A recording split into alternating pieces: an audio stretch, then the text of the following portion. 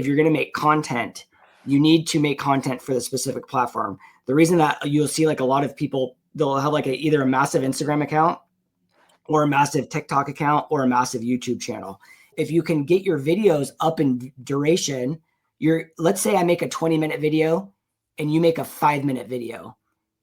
I have a 4 times greater chance that I'm going to outperform you just because of my video length alone. You don't even have a standing chance to compete with me at 5 minutes. Shorts do the exact same thing. If you don't give shorts the opportunity to pull in traffic into your channel, guess what? You never have to worry about that. That's why I always say keep it on 2 different platforms. The problem that we have now is everyone wants this dopamine burst. YouTube created shorts to compete with TikTok, and they should have kept it on 2 different platforms. The thing is if you're bringing in traffic through shorts, I just told you at the beginning, they're 2 different audiences. We know all real estate agents want to acquire clients consistently so that they can grow their business and income for that great lifestyle. This broadcast brings you the best and top people in the industry to support that quest.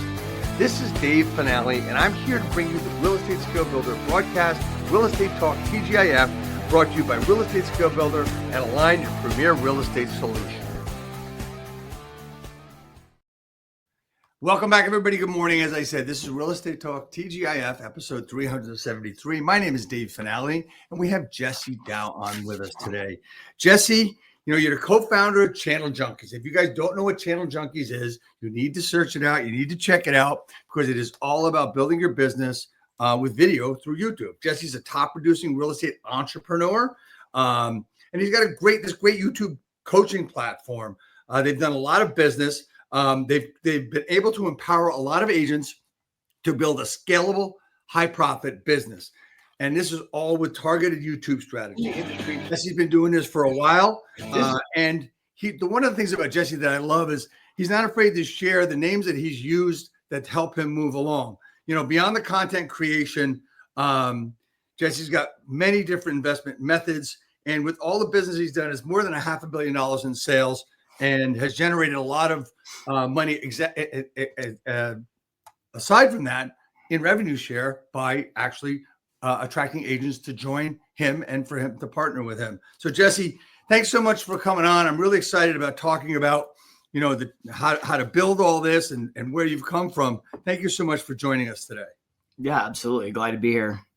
This is awesome, man. So we start out with a couple of things and over the last few weeks, I've forgotten to ask this question at the beginning, but I got to ask this question. Do you know what TGIF stands for? Thank God it's Fanale.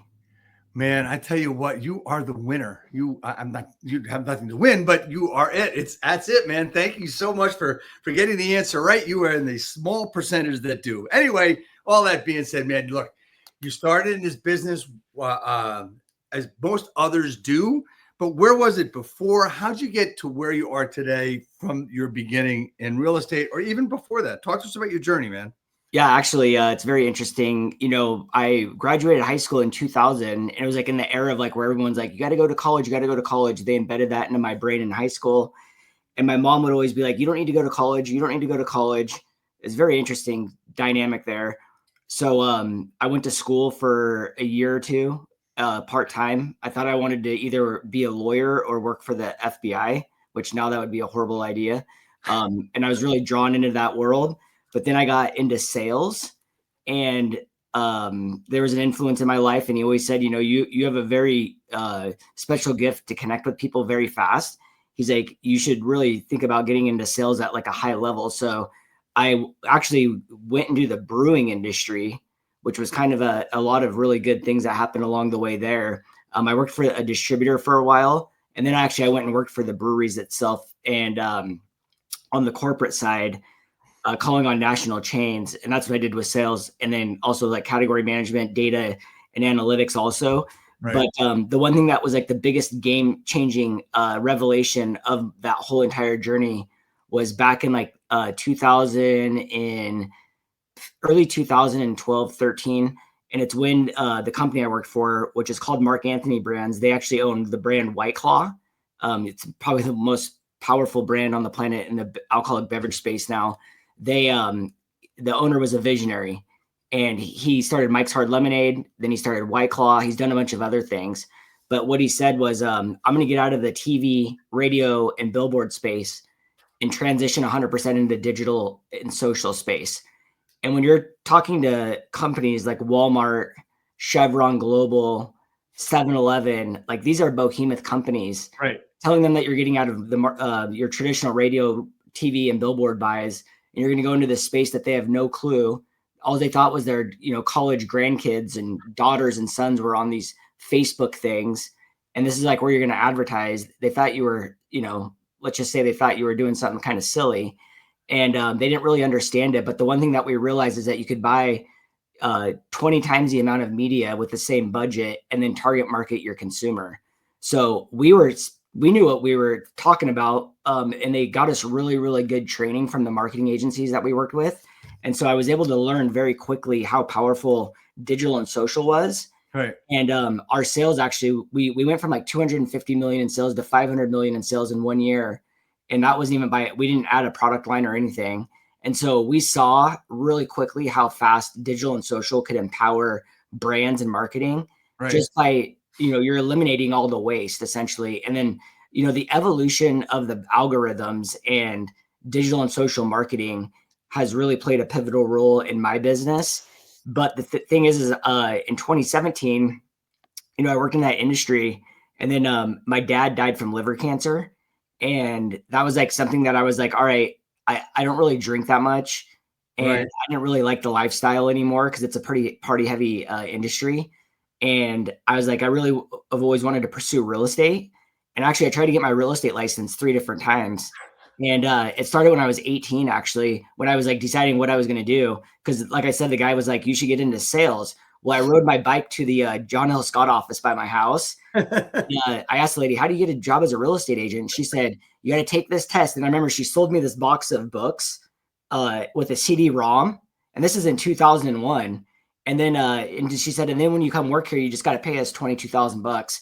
And I remember thinking to myself, I'm like, I've never even seen $22,000.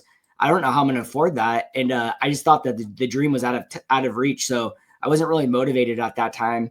And, I tried again later down the road.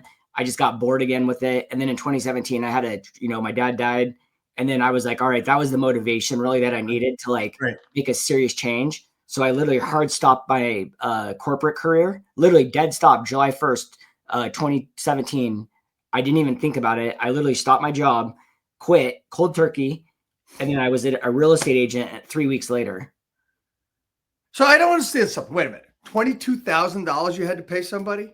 That's what they said at the John L. Scott office, is that it was 22 grand. Well, this is like why I'm so anti having like somebody working at the front desk of your brick and mortar office that doesn't know what they're doing. Yes. She had no clue what she was telling me. So that now fast forward to today, I know what she was saying is, hey, we have a cap here, and she didn't know how to explain it. And she probably looked at me as some young punk coming in off the streets. Then she probably got it all the time because it was like a high traffic location.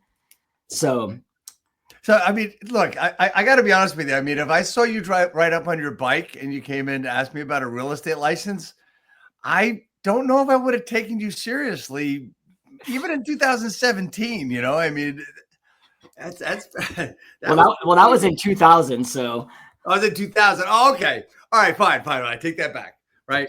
I probably would have said, well, how are you going to do real estate? I remember having people come to me and say, well, look, I don't have a car. I go everywhere by bus. This is before Uber, right? This is I'm dating myself now, but it's before Uber. And people say, well, I get here by bus. And I don't know if you can take me to appointments. No, I wasn't nasty. I didn't say, no, I don't have a car service, but all right. So you finally get in. I think it's genius that the thought was, why should I pay all this money for this traditional advertising and go to where my clients are, go to where my buyer, my people are. And then you got into real estate. Talk to me about go from there now. Yeah. So literally cold stopped on the career, got into real estate, did the whole interview. I actually interviewed 40 different brokerages and teams. Wow. And this is like, because remember, I did this all super quick. At 3 weeks, I had my license. I didn't even start until the day I quit. And trying to get my license. And that was a whole nother crazy situation. Man, I was like awake 22 hours a day, just like reading those books. anyways, got my license, got into real estate, started on a team at KW, did that whole thing. And then after, a couple weeks of basically doing a bunch of lackey work, I remember asking our team, our listing agent, I was like, dude, where's all these hot leads? You guys promised all these leads, this and that, this and that. And he just said, look, dude, he goes, and this was actually a friend of mine too. I knew him. He goes, the hottest leads have a sign in front of their house and it's called a for sale by owner. And he goes, there's another type of lead like that too. And they're going to open houses. So he's like, those are the two hottest leads. And I'm like, I need business now. I didn't have any savings. I ended up having to take out a 401k loan. And I told myself, I'm going to give myself this 25 grand to make it. And if I don't, I'm going back to corporate America. So I put the pressure on myself big time. I actually had a lot of formal sales training through Boston Beer when I worked for them. They own Sam Adams, Angry Orchard. And then also I had a lot of sales training with Gallo. And so I actually used my own scripting, and I have a favorite acronym. It's LAYER: listen, acknowledge, empathize, restate. And so I just basically started writing out my own scripts of how I knew the psychology of talking to somebody that didn't want to basically work with you works. And my first 2 years, I ended up doing 52 transactions, 50% FSBO, 50% open house. And it was split directly down the middle, 26. And then, but then after 3 months on that team, they were, I had a falling out with them because what I found out is that they would give hot leads. Like if they were doing a buy sell on the team, they were just dispersing the leads to a bunch of the agents. I was getting none of those deals. And then the team leader just said, look, you're setting all these appointments on your own. No one else is doing that. He's like, I don't think you're going to be here very long. So he wasn't feeding me. And so I literally just walked out of the office. I said, I'm done here. And then I ended up going to Next Home, which you see James DeWiggins and Leo always talking. I will say that Next Home was a fantastic company to work with. Yeah. Once again, it was a fragmented franchise model. So I was at Next Home for about 2 years. And the falling out I had with them was me and Jackson, I'm fast forwarding a little bit here. We'd cracked the code to YouTube when we were over at Next Home. And they asked us to come speak at this training event. It was a virtual training event. So we did it for the company. And then we had, we asked them if we could come down to the National Sales Conference in Florida to do it live and in person with the whole company. And they said, this is just a flash in the pan situation. This is not going to last. Yeah. So I hung up on that call. I told Jackson, we got to look for an alternative place to be, in a place that aligns with our vision and what we want to do. And really what I was thinking about in my mind was scalability. Right. And I knew, coming from the brewing industry and working actually in my national account experiences, working with franchise models like 7-Eleven, they're all franchise owned for the most part. Right. And then corporations let's just say Walmart. When Walmart implemented a strategy, it was everywhere like that.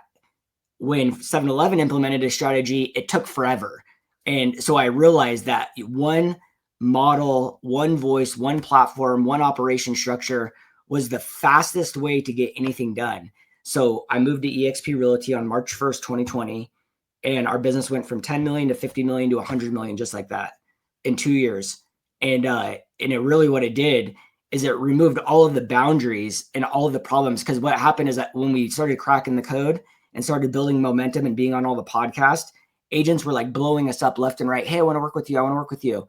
Well, in the franchise model, they're like, oh, if you want to work with someone in New York, you need to own the franchise here. You need to own the franchise there. You need to be the managing broker or employ one. So and true. I'm like, dude, this is so broken. And then if you wanted to expand inside of other models, because I interviewed a bunch of brokerages before I came to EXP, and I was trying to figure out, I didn't realize that everyone was a franchise. I was so new into real estate, 2.5 years in, and my business was already blowing up.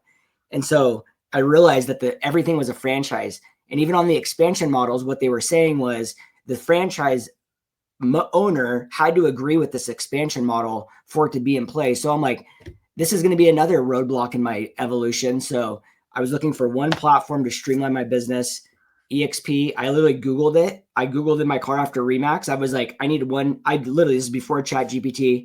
And I literally just went to the parking lot and I was on my phone and I'm like, what is this? What is a one brokerage owner company? That's what I Googled, and boom, EXP was right there. The problem is up to this point for 2 years straight, I had all these EXP agents blowing me up saying, hey, have you ever heard of this, revenue share model? This company gives you stock. Like they were all leading with the proposition of stock and revenue share. And it was really, it really like put up my wall. Plus my brokerage was like really doing a lot of negative talk on EXP. Right. So I had my wall up, and this is the problem with human beings is Gary Vee talks about this all the time, is we are so resistant to technology and change. And remember what I was saying earlier, that all these buyers were very adverse to Facebook and digital and social. They're like, you guys are nuts. This is the dumbest thing. We even got penalized a few times for it. Well, then it explodes, right? So the same thing was happening there. Okay. So it's just amazing that you were able to go to one brokerage and be able to do it. And that's the thing. Again, I just want to emphasize that this is not an EXP broadcast. This is all about helping agents. And that was just one way you were able to build your business. And one of the things I want to say is you can do business in any state just so you have a license and you don't have to join any other broker. That's what's pretty cool about it too. And I love that. All right. So YouTube. That's where you built your business and you got together with Jackson. Talk to me about that and how that worked out and how that started, because it's going to lead to helping everybody build their YouTube channel if they want to. Yeah. So that was an interesting story. So when I was like doing my FSBOs, I only ever once took one expired listing, and I hated expireds because they weren't ready to go now. And I'm just like, I like the instant result. And I got this expired listing, and it was on New Year's Day. And I remember I was staring at this stupid expired. The reason I was even drawn to it, it was 10,000 square feet. And I was like, how cool would that be? And I called the guy, got the listing. That was that ended up in a lawsuit actually between the husband and wife. But I had to give the title to a company outside of my normal title company. And it ended up being the one that Jackson was at. So Jackson was texting me just like all these lenders do and title officers. Well, Jackson sent me a video message, and I was like, this was the first time anyone had ever sent me a video message. And I was like, this is so cool. And I started hearing all these things about video and real estate. Remember, I'm brand new at this time. And so I told Jackson I would meet with him. And so he came to my office. We ended up hitting it off. He ended up living by me too. And through the course of time, I was like really trying to figure the video thing out. And I started hearing everyone talk about video, but literally my background was in digital and social marketing. So like, I kind of thought like the things that they were telling you to do, I was like, I don't really think that this is going to work or like attract clients. Like it's good for your brand building, but I don't think this is really going to attract clients. And anyways, through that course of time, over 6 months, I finally convinced Jackson to quit quit the title company and come and get his real estate license, because I thought he had a lot of really good talent on video.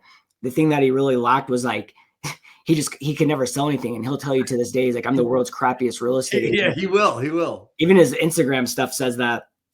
And so he got his real estate license. And then we started I told him, I said, hey dude, well, he ended up saying he was going to quit real estate because he wasn't making any money and selling any homes. So I said, why don't you be my assistant?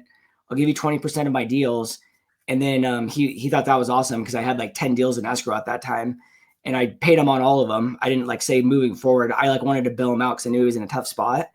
So and I said, hey, I want you to be my assistant. I want you to do these things. I just want you to focus 100% on this video thing. I don't know what's going to break loose, but something will. And we were focusing on like Facebook, Instagram, LinkedIn, Google SEO, like the list goes on. YouTube was like our 10th idea.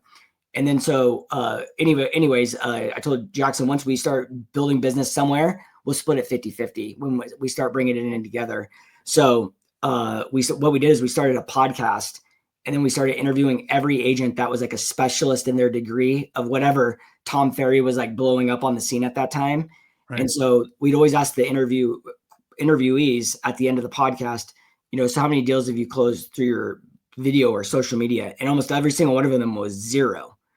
And then we interviewed Karen Carr, and she said she was the one agent that we interviewed on this podcast that said, yeah, I've closed X amount of deals and actually have one closing today. And so like me and Jackson were like, holy crap, that's crazy. So then we went and looked at her channel, and what she was doing is she was extracting blogs and turning them into YouTube videos through her blogs.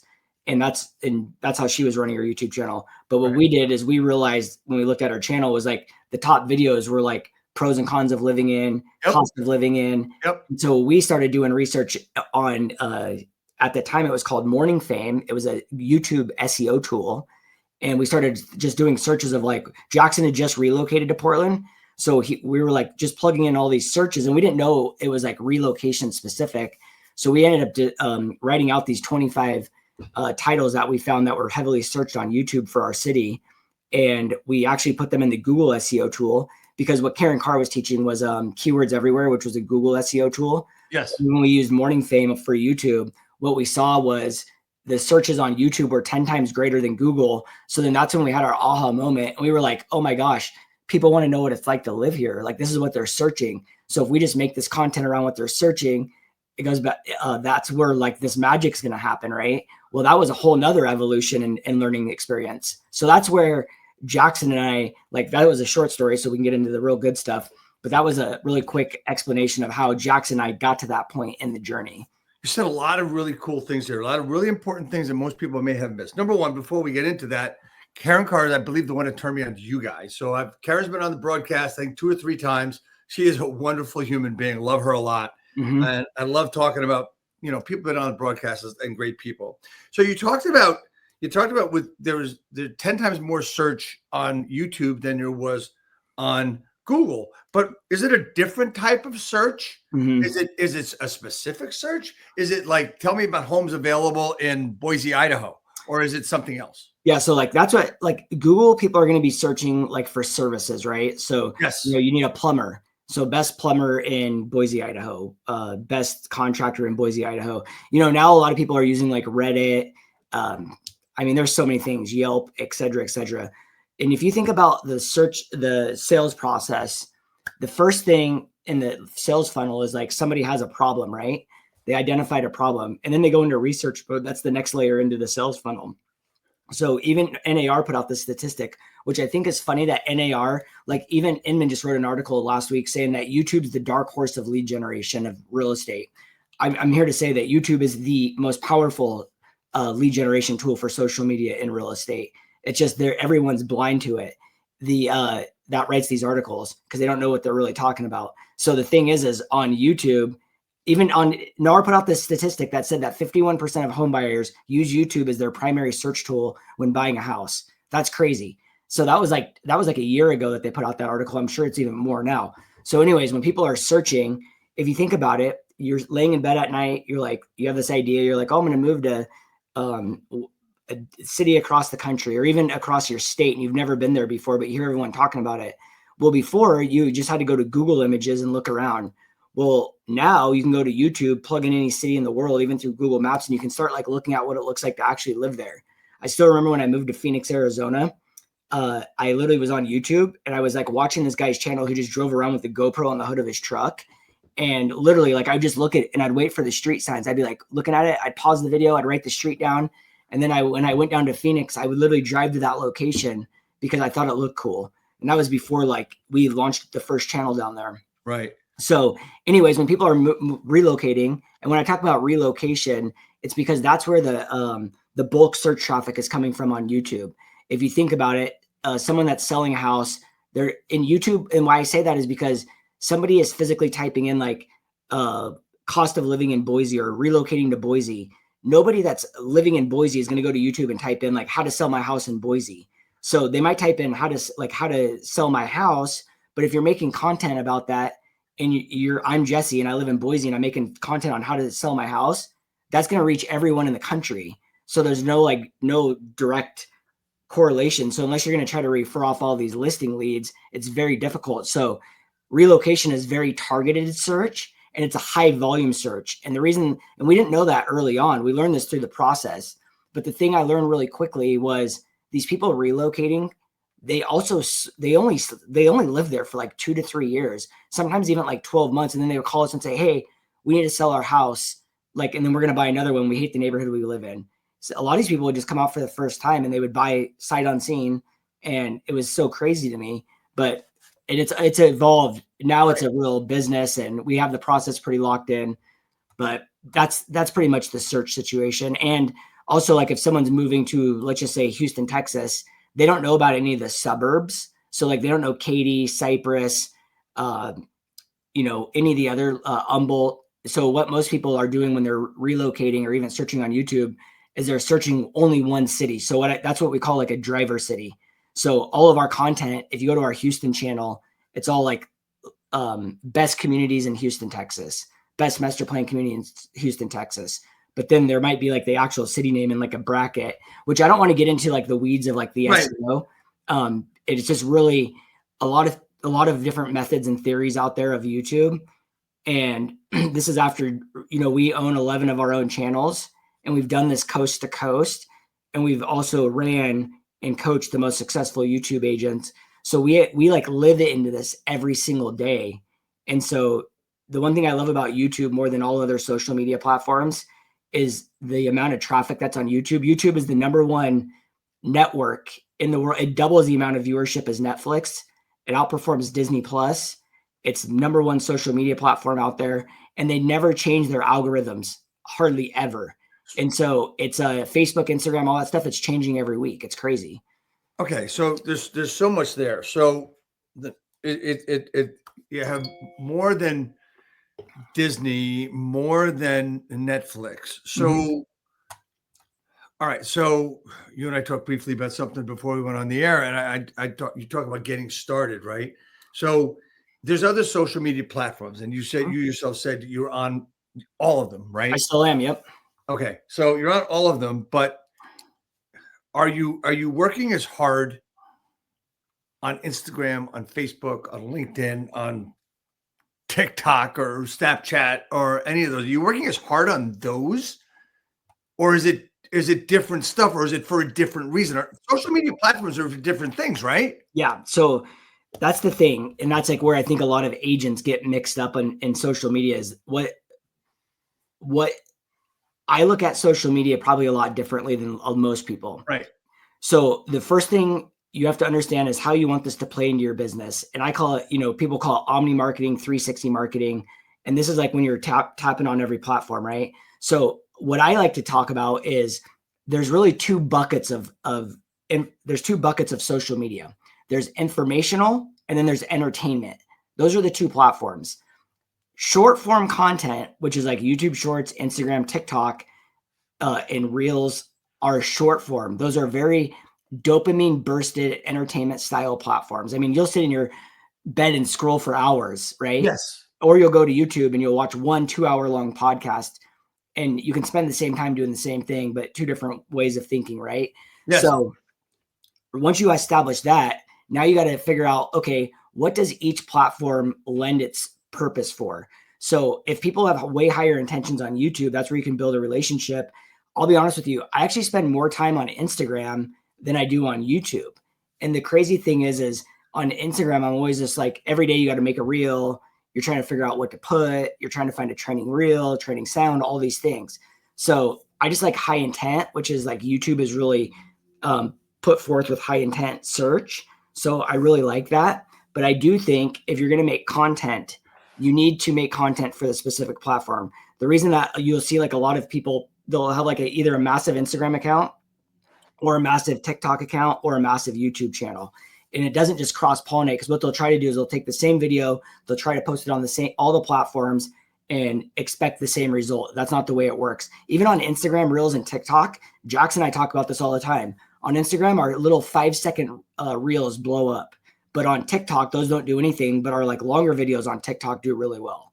And then on YouTube, obviously, that's a whole nother situation. So if I was an agent right now trying to think of how to create a content strategy, I'm really going to focus on 3 core platforms, because that's all you can really handle with high intention. And then if it's Instagram, Reels, YouTube, and say LinkedIn, you can then repurpose those 3 core platforms into those other, what I call feeder platforms. And that's until you can build like a content team. So remember, I'm solving for one thing, and that is profit and volume. So I guess that's 2 things. So we're talking about this in our pre-call, is I'm like, there's a lot of people that say that they have success with their social media.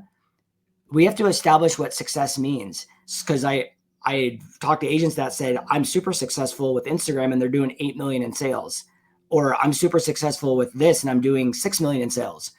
Okay, cool. That's great. But if I'm going to spend my time doing something, I'm looking for a lot of volume. So for our YouTube business, we've done 100 million in sales in 1 year. So we have some channels that do over 100 transactions a year. So that's the volume I'm solving for. And the amount of time and effort I put into YouTube, or my team does, because I don't do many of the living in channels. I don't even do any of them anymore. It's all Jackson or my wife, and they're filming once a week for 3 hours at a time, and that's it. So that's the results, and that's the amount of time. But like on TikTok or Instagram, like I said, I literally do it every day, and I'm probably spending an hour each day doing it. So, one of the things, this is not changing the subject, it may sound like, but one of the things I hear a lot from agents is, well, I have to build my website, and I'm going to be doing this on YouTube, and I'm going to be, I got to do this. Are all of them necessary? Like, is a website necessary if you have a YouTube channel, or is that your YouTube channel, or is that where you send people? Talk to me about the correlation behind, you said three social media platforms, maximum. I put the word maximum in there, right? And it's all based on search. It's all based on profit and volume. Do you need all these things? That's a great question. And like I was saying, it's all about like where you are in your journey. So if you're just getting started, that's when you do 3. If you're someone of like up to my caliber, and I'm not trying to put myself on a pedestal, but I have an agency and I have like 16 support staff that help us. So the answer to that is YouTube, what we've always said is like YouTube is your website. The thing is YouTube is owned by Google. So in my whole life, we also have never we've never done lead magnets. It's always been inbound calls, texts, or emails directly reaching out to us. So if you watch any of our videos, it's like, give us a call, shoot us a text, send us an email. The thing I had done an interview with Adam Hancock, and he runs a channel out of Florida called the Florida Relocation Guide. And he had the coolest website I'd ever seen. And it was a very interactive website. And so I was like asking him about it. He didn't really say. He was basically like, oh, I built this website. Then I interviewed another gal named Beth Shadler. She's out of Asheville, North Carolina. And I said, you have the same website as Adam Hancock, and it's all tied into YouTube. This is like why it was drawing me in. And she said, yeah, I used Liftoff Agent. They build websites for YouTube creators. And I was like, holy crap. So I contacted Liftoff Agent, and I asked them how their whole system worked. I actually really liked it. And I've never been a fan about linking your videos to your website because of a couple of reasons. And I won't get into the weeds on that either, because there's a whole different situation. But the way that they did it, I actually really liked. So we'd had websites with blogs and all the things, and it used to generate maybe like 1 closing a month. And then after COVID, it died because the way that the media fed Google really changed. We really went into this whole world of like where negative headlines dominated the scene with like the riots and COVID. Right. I have 100% proof of that. The search terms on Google and what was trending, it's crazy. You can see this whole thing for 2 years. Right. Anyways, fast forward to about the end of last year, I told Jackson, I said, hey, I really think we need to add a layer of business because the leads started slowing down with the whole industry. And I said, I really think we can convert people into on a website.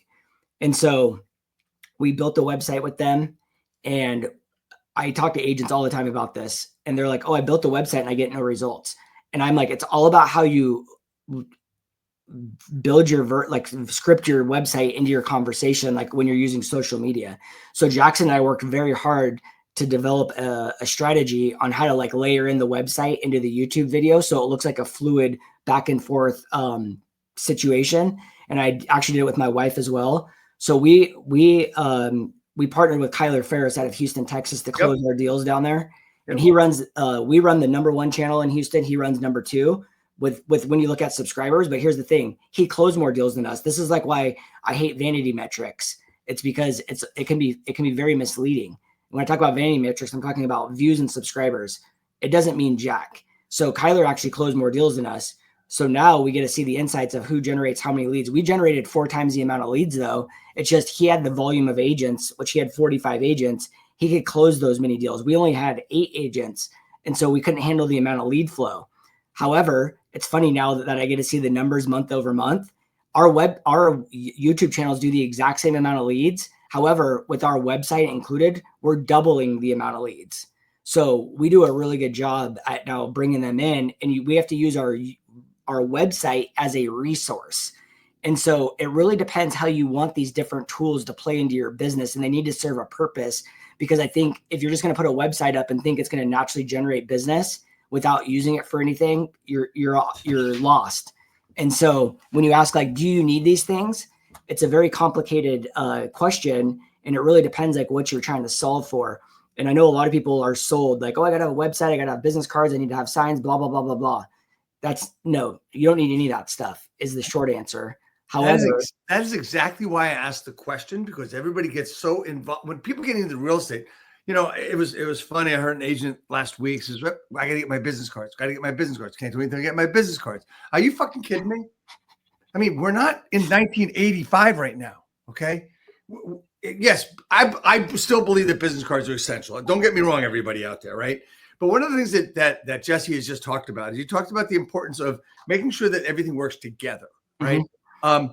Can Instagram and YouTube and all that work together to a point? Because I think you can take, correct me if I'm wrong, I think you take some of the long form video that you have and it can be cut up and put in pieces as far as Instagram reels and stories and whatever you want to do. Is that correct? Can you do that?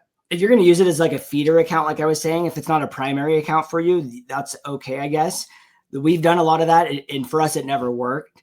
Okay. Like I said, you got to make the content. Like I said, dude, it's crazy on Instagram. It's these stupid little 5-second burst reels that just really kill it. So can you do it? You're not going to get results that you think maybe you will. And if you're just like, if you pop them in there here and there, it could work. But the one thing that I notice, even the professionals, like when you look at, say, Joe Rogan, Sean Ryan, all those guys, what they're doing is they're taking clips of their podcasts and they're really good hook content where they like drop a bombshell on their podcast, and that's what they're posting. So I think if you have like a really good juicy piece of content using CapCut, this is the thing.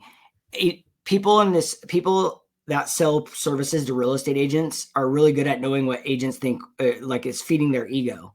So what is the shortcut? 90% of agents fail in this industry. It's because they don't want to do the work. So if you can sell them something to prevent that, says, hey, I'm going to take one of your videos and now you can cut it up into 500 pieces and you can feed 900 platforms. You know, there's a reason why you just don't see agents really do that anymore. It's because it just doesn't really work, and why you really should focus. You know, the one thing I'll say is me and Jackson, we've had the same philosophy since day one, and we've never wavered off of that. That's because we really understand it at a high level.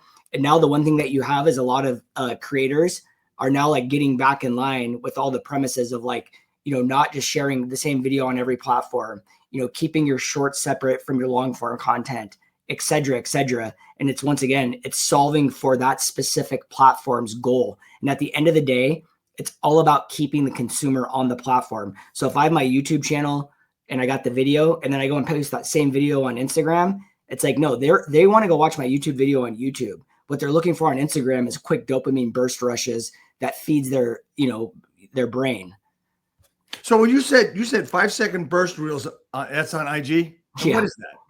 That's like, you know, like where you make a reel where it's like 5 seconds long, and it could be like yesterday I posted this one where it looked like I grabbed something out of the air and then I pulled it in and I just went like boop, boop. And then I just like went like that. And then the message popped out. So, and it's like with a trending sound. And so those reels, if you go to my Instagram account, you'll see I do lots of those, and those get the big views. All right, cool. All right. So we've talked about a lot of great things. You answered a lot of questions before I could even ask them, which is probably the number one thing a salesperson needs to do. You talked about profit and volume. You've also talked about that subscribers and views is not the begin all and end all of really anything, right? So we talked about that. There's so much here. So you have can I just share something really quick? Yeah, go ahead, please, because I've got so much. We could go on for hours, but we can't. So I'm trying to figure it out in my head. Leo Pereira, the CEO of EXP, said something last week that was the most concrete and the most fundamental thing you could ever say. And this was a direct tie into social media. I don't know if he meant it to be, but it said, bigger isn't better. Better is better. Profitable is better. Everything else is vanity metrics for people who don't understand the business. I'm telling you, that is social media in a nutshell right there. And the thing is you could go out and buy 1 million views and 1 million subscribers, but if they Yep. have no intention, it's just a waste. And you can see they do all these like bot farms and these like comment communities Yep. that you subscribe to. That is actually working 100% against you, Yep. because what you're doing is you're feeding the algorithm false data. So it's going and looking for people that are just like those people. Yep. And this is why it is so sad that people fall for these traps. But like I was saying, agents are very good at being sold crap. And I get 500 DMs a day, at least 500 DMs a day of agencies saying that they can fix my SEO, fix my thumbnails, increase my sales, make me better content, all these things. Every fucking day. And oh yeah, dude. And it's crazy. And I'm like, these guys have no clue what they're talking about. And that's the problem. And there's a lot of these, I heard Gary Vaynerchuk's media manager talk about this. And he said, look, if you hire an agency that says they can do it all, he's like, that's the biggest red flag right there. And then he goes through this whole entire piece of like how you should hire for each specific platform, and how, he said, honestly, he said, if you're hiring for a specific platform, he said, go in there. He's like, it's probably going to cost you 15 grand a month. And he's like, learn it at the highest level for 6 months and then bounce out if you can afford it. Right. And, but he's like, he was talking to like business owners, and he has his own YouTube channel now. That's a pro tip for people watching this. Just go to YouTube, type in Gary V and Alex Hormosi's brand manager. It's the same guy. It's wild. He just started a YouTube channel and started doing his own podcast about 6 months ago. The information that he puts out there is freaking gold. So we've talked about a lot of different things today so far, right? Yeah. So someone wants to get into business. Now, number one, there's a lot of let's call them coaches, let's call them trainers, a lot of products out there that sell YouTube specific channels, how to build your channel. They get into the weeds of everything, and they're not channel junkies. I know of several of them. And several of them have been on this broadcast over the years, right? Because we've been on 7 years. 368 straight weeks. That is correct, sir. Thank you. You got that. I appreciate that. So the question I have for you, Jesse, is probably the most important one for actually me, because as I said before, I ask a lot of selfish questions. And I learned this. I want to learn all this for me so I can help everybody else and help me too. Why Channel Junkies? Why are you guys different than, let's say, there's someone south of Boise, Idaho that's doing it, someone north of Boise, Idaho that's doing it, and there's other people. I mean, Karen Carr's is a different thing, I think, but pushes people along. And Karen's great for a lot of people, right? I'm always going to promote Karen, love Karen. So tell me what's the difference between what Channel Junkies helps agents do aside, and is there anything different than the others? The biggest red flag that anybody can see, I'll just give you guys a couple nuggets. YouTube is a search engine. It's owned by Google. However, the algorithm does not live in search on YouTube, which is crazy to think. Search is so there's couple different traffic sources that feed your videos to the masses. There's search. There's probably 50, but I'll just talk about the top 4. Good. There's search. There's browse. So browse is when you open up your phone and you start just scrolling up, and those are the videos that pop up. That is where that's where you want to live, is in that feed of when you're scrolling. The next one is suggested videos. So when your video ends and another one pops up. Right. So there's browse, suggested, search, browse, suggested, search. Those are the top 3. And so browse and suggested are the algorithm at work. That if you can solve for the algorithm, your videos are going to explode 10 times faster. So a lot of these agencies out there, and what me and Jackson even first stumbled upon too, is we used to predicate our videos on search. So we used to be like, okay, we want search to be our number 1 traffic source. Well, search really is about anywhere from 8 to, I'd say, 12-minute videos in length. And they're heavily optimized with SEO. So like cost of living in Portland, pros and cons of living in Portland. Those are great for discovery and great when your channel is just getting started. However, what is all of these social media platforms' goal, Dave? Say that again? What's the number one goal of a social media company? To make money. Bingo. How do they make money? By you buying ads? 100%. So if you have somebody on your platform for 5 minutes or somebody on your platform for 30 minutes, you can sell more ads to the people that are on for 30 minutes, right? Yep. So this is like what drives me crazy about real estate is everyone's like, you got to make short videos. You got to make short videos. You got to make short videos. No, that is not the thing. What you should be solving for is making content that keeps people on your platform longer. So if you can get your videos up in duration, let's say I make a 20-minute video and you make a 5-minute video. I have a 4 times greater chance that I'm going to outperform you just because of my video length alone. You don't even have a standing chance to compete with me at 5 minutes. So YouTube knows this, and then there's a structure of the video. So where I'm going with this is if any agencies out there trying to tell you that they're going to rank your videos number 1 and it's garbage. It's trash. Just hang the phone up and move on. Also, that's red flag number 1. And that's the one thing where I see a lot of these agencies trying to hook agents. Like, we'll rank you number 1. We'll rank you number 1. Okay, that's great. It's probably not going to work. And if they rank you number 1 for, say, Pflugersville and you live in Austin, run away from that too, because that's the old Google strategies. YouTube is not Google. Google is not YouTube. They're owned by the same company. It's not the same thing. Saying that you're going to rank for this low-hanging keyword and then go after a bigger one is never going to work.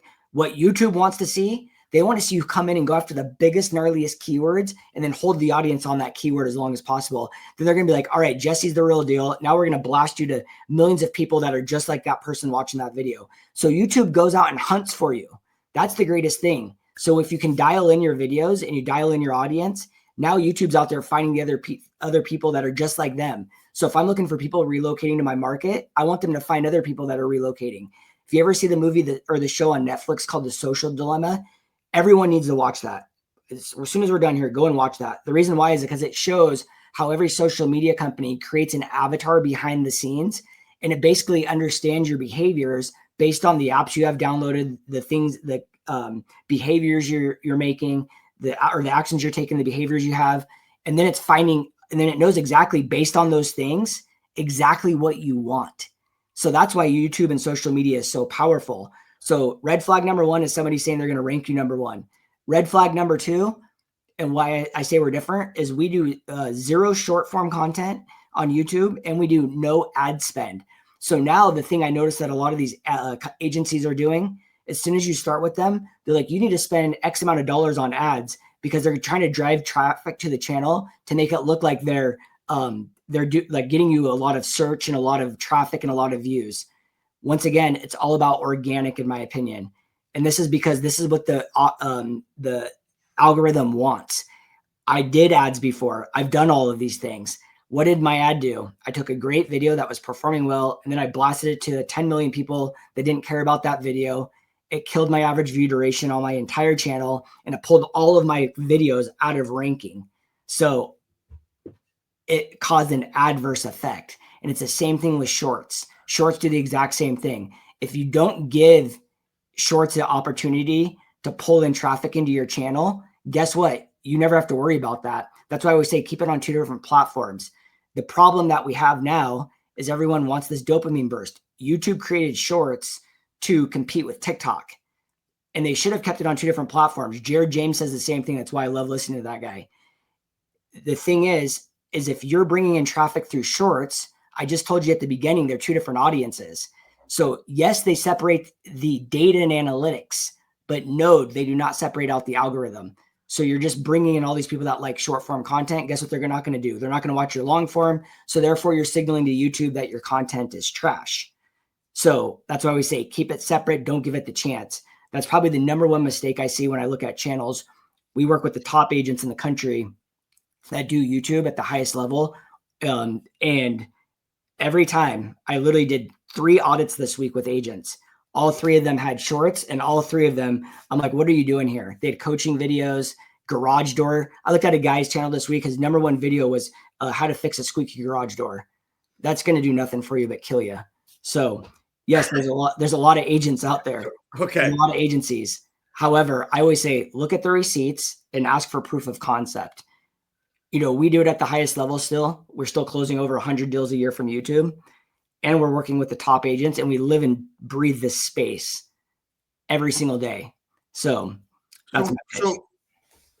So the difference, I'm going to assume that the difference between, and I'm not making this out to be a competition of anything. It was, I truly believe in you guys. And, I mean, you believe in what I'm doing because we've communicated back and forth without solicitation. And the great thing is that, your consistency. I think that's the number thing, because consistency is undefeated.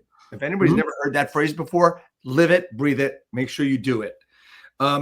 So someone says, well, you know what? All right. I've talked to everybody else. Tell me, what do you say? They're talking to 3 different companies. They should come to you, Jesse, and say, all right, so how long is it going to take me to start getting business from my YouTube channel? Yes, that's a magic question, and it's a stupid question, but go ahead. So that's a great question. And the answer is, and I know no one likes this question. This is like why people are skeptical of it. Right. And I don't want to lie to you. The answer is really going to come down to your performance and how you're creating content. Because here's the thing. You can't just go out and film a video and put out a piece of junk piece of content and like expect it to start working for you. I just said we have to solve for keeping people on your platform. However, I have some agents that just film on their phone and they're not that great, but they live in some city that we've never heard of. They're the only ones making content on YouTube and they're absolutely killing it. And so it really depends on like how good you are at making content, how well you follow our strategies to keep them on the platform. And then also like realistically, are there people buying and selling in your marketplace? So I've seen agents that dropped one video and get a few leads immediately. I've seen other agents, if we're talking like say a channel in Phoenix, Arizona, I always tell them, look, it's going to be 6 months. You need to be committed for 6 months here. And just know that once that funnel opens up and that faucet gets turned on, you're not going to be able to handle yourself because it's going to be crazy. And so it really depends what the channel is, where it's at, and the creator. So the one thing I will say is I'd say 99, I have 60 high ticket coaching clients. And I think that's pretty successful. And when I say high ticket, that we're doing full agency services, thumbnails, SEO, coaching, one-on-one coaching, all the things. Our retention rate is we only lose one client maybe every 6 months. And we are consistently bringing in more, scaling up the agency. So they see the results. And I'm very clear and transparent up front about this is look, it's all going to come down to you. We need consistency and we need you to like want to grow.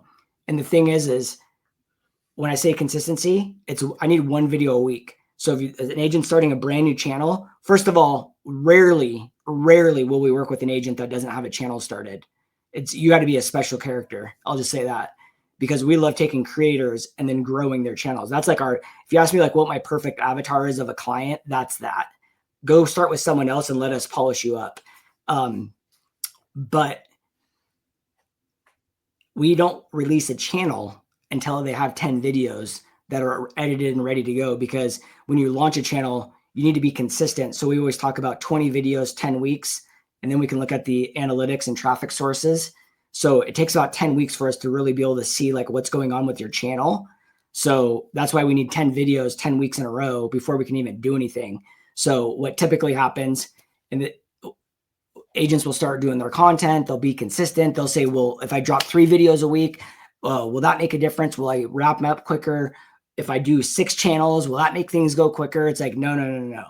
One consistent video, one high quality, consistent video is all you need. If you can do 2, great, but I rarely see it happen because what I see most times is agents just get burnt out and then they quit. So I don't want that happening. That's why I like the buffer. I always say have 2 in the queue. That means you have 2 videos ready to go in case you get sick, you go on vacation. It's a real deal. Like if you skip a week, if you look at all of my clients, all of them are dead consistent every week. That's my number one piece of criteria. My wife's channel, she did 375 in GCI last year. They've already hit it this year. Her biggest change was number 1 is she got a videographer. She went from working 5 days a week on that dumb channel to working 3 hours every other week. And when I say dumb channel, 5 hours a week, self-editing, all that stuff, dude, not fun. And she would take 3 days to film. And so it was hiring the videographer, but then number two, it was just that one video a week. So she was spending 5 days a week, and then she would only do like one video a month or every other week. And so consistency is number one, and then the structure and all the things. Okay. So I know we have something that we can help people with, and there's ways to get started. Yep. I want to just caution everybody in one really important thing. Just like anything else, you need to do what you're freaking told. Yep. Right. You need to follow the plan. And if you've never built a successful YouTube channel before, don't think you can have your own ingenuity to get it done. Yes, you can. Yes, I'm not saying that anybody's not intelligent enough to do it, but these guys have done it. So you have something we're going to put up for people to help them out and help them get started. What is that, Jesse? Yeah. So I love that you just said that. First of all, we coach a lot of agents. They always think they want to put their creative spin on it. I will say there's a lot of people out there that have success in very unique markets. So like Las Vegas, Orlando, like with having Disney there and things. So like what works for those people, like typically don't work for the masses. So what happens is a lot of these agents will watch these creators in these unique markets and they'll think like, oh, I can do that. I'm like, no, let's stick to the plan. When you were asking earlier, like I also look for like, has the program been rinsed and repeated in multiple markets? And so that's what we did is when we did our 11 channels of our own, we went around from city to city around the country, started channels. And now we get to see how every city operates with YouTube, right? Different market types. So I love that you said that. Sometimes we rarely get battles of people trying to do that anymore. That's why I said I like taking people that are already doing YouTube and then like, let's take them to the next level. So yeah, go to the Channel Junkies Instagram account and I posted the video. I just made it live and you can go to Channel Junkies Instagram, go to that reel, just type in the comments TGIF. I'll send you a video on how to get started. This is not, you don't have to register. There's no spamming anything in there. It's going to be a direct video off of our YouTube channel that we released for agents starting YouTube channels. And you can just take that, inject it into your business and get going. However, if you're an agent that's doing YouTube and you want to take it to the next level, there is a message in that video. It tells you how you guys can get a hold of us. But yeah, it's fun. I love it. It builds brand. It generates leads. And if you're trying to build an influence base of agent attraction, or you're building a team, I think it does great wonders for that as well. It's all around. You can also earn ad revenue from YouTube, which isn't a huge thing, but every little piece counts. So I got a couple of quick things. We're running out of time. We're actually over time, but that's okay. You used an acronym earlier, LAYER. Could you tell us what that is again, please? Yes. Listen, acknowledge, empathize, and restate. People want to be heard. When you're selling anything in life, it's about listening to that prospect, acknowledging what they said, and helping them solve their objective. This is something that everybody should be getting taught by their coach, by their team leader, by their broker. It's another phrase. LAYER is another way of saying listening and making sure they understand you heard them. Jesse, man, this has been so much. We could keep going on and on. I mean, and I say that a lot, but this is really true. And you and I will be talking a lot further about this because I've been doing video longer than you and most people I talk to, and realizing recently that I still love doing it. So I think it's going to be a lot easier for me to really transform a few different things for me personally. And if I'm going to do it, everybody else should be doing it because that's just the way I think. But I want to thank you so much for being on, man. At Channel Junkies is the YouTube channel, but also this is Jesse's channel. Channel Junkies is the best hands down YouTube for real estate. Thank you, Sean. You've commented several times. Thank you for watching. Dude. This is Jesse's YouTube, Instagram. From there, you can go to his. We have his contact information on the bottom. ChannelJunkies.com. His email address. Contact this guy. And also, guys, if you want to know more proof of this, watch last week's episode with Rachel Dau, his wife, who, as he said, has done $375,000 in GCI last year, and they already did it this year. Really, really important. Can I share one quick thing about that Sean guy that just commented? Yes. That guy followed me on social media on my YouTube channel for like 5 years. And he always messaged, said, hey, I'm gonna get my real estate license one day and start a YouTube channel just like you guys. And like I get comments like that and messages all the time. And I thought he was like an 18-year-old. And then he messaged me last October 2024 and said, hey, guess what? I got my license and I'm joining EXP. I'm so excited. I was like, holy crap. And then I met him. He's probably my age.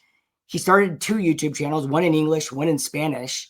He just does the same thing in Spanish over his English. And he's fast forward to today, he's closed multiple deals. He has multiple deals in escrow and he's getting out of his corporate job. And I think it's awesome. There's a lot of things that can happen here. And there's just 2 more things I have to finish with. I cannot end this broadcast without these 2 things. Number 1, most importantly than anything I've asked you the whole time is how can I help you grow your business?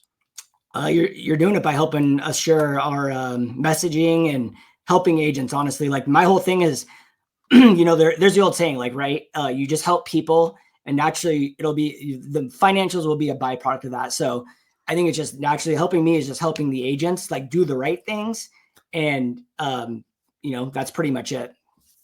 Jesse, thanks so much for coming on today. And again, as we did the last time you were on, the hat's coming out to you. All right, it's a different color than the last one. I don't know if you the last one was what the red. One is. Doesn't red. matter. This one's coming out, and you and your wife got to take a picture of them, wear them together. Oh, anyway, just stay on as we go out. Everybody, really cool, really cool. We have next week we have Carrie Suave, who's going to come on. She is renowned for integrating artificial intelligence within the real estate industry. She's really cool. She helps a lot of people out there, and she's going to be on with us next week. Thanks so much for joining us. I don't know what else to say, except, you know what? God bless everybody. Have a great Friday and a great weekend. Take care, everybody.